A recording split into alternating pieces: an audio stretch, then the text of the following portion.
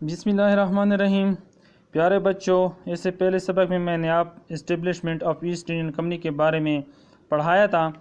آج اس کا دوسرا آپشن ہے East Indian company and Mughal period, یعنی ایسٹ انڈین کمپنی اور مغل پیریڈ، مغلوں کا زمانہ، مغلوں کی حکومت۔ The Mughal emperor Jahangir facilitated the company and exempted it from the various trade taxes.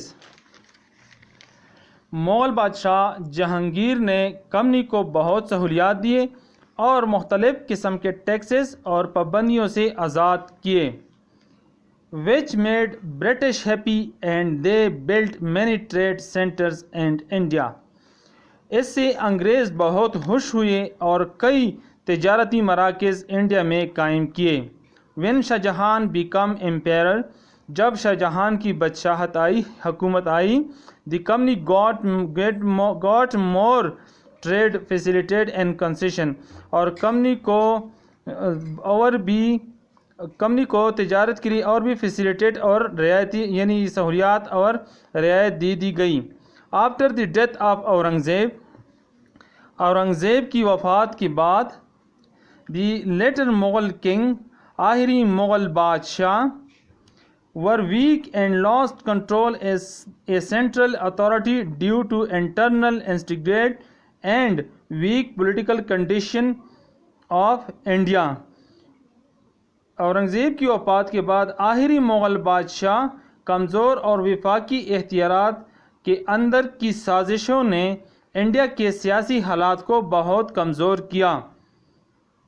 The last Mughal king provide very weak, آخر مغل بادشاہ کمزور ہو گئے، and could not stand against the British, اور انگریزوں کے خلاف کھڑے نہ ہو سکے۔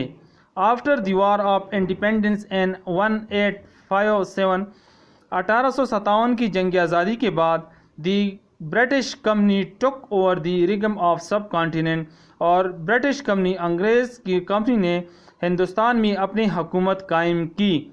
پیارے بچوں، ابھی دوبارہ سنو، آپ لوگوں کے سبق میں دوبارہ پڑھاؤں گا۔ East Indian company and Mughal period, یعنی ایسٹ انڈین کمپنی اور مغل کا زمانہ۔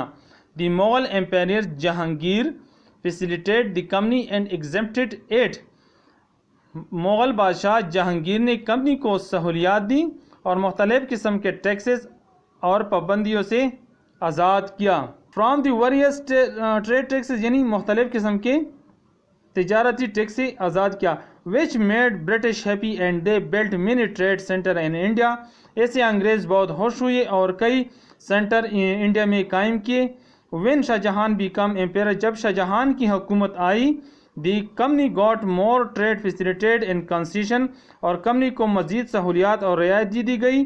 after the death of Aurangzeb کی موت کے بعد the later Mughal king were weak and lost control a central authority due to internal instigate and weak political condition of India. Aurangzeb کی وفات کے بعد آخری مغل بادشاہ کمزور اور وفاقی اختیارات کے اندر کی سازشوں نے انڈیا کے سیاسی حالات بہت کمزور کیے۔ دی last Mughal king provide very week and could not stand against the British، آخر مغل بادشاہ بہت کمزور ہو گئے اور انگریزوں کے سامنے کھڑے نہ ہو سکے۔ After the war of independence in 1857، 1857 کی جنگ آزادی کے بعد the British company took over the reign of sub continent, اور انگریزوں نے بر صغیر میں اپنی حکومت قائم کی، یعنی کہ برٹش کمپنی نے بر صغیر میں اپنی حکومت قائم کی۔ تو بیٹا یہ آج آپ لوگوں کا سبق تھا، یہ دوسرا پوائنٹ تھا East Indian company and Mughal period.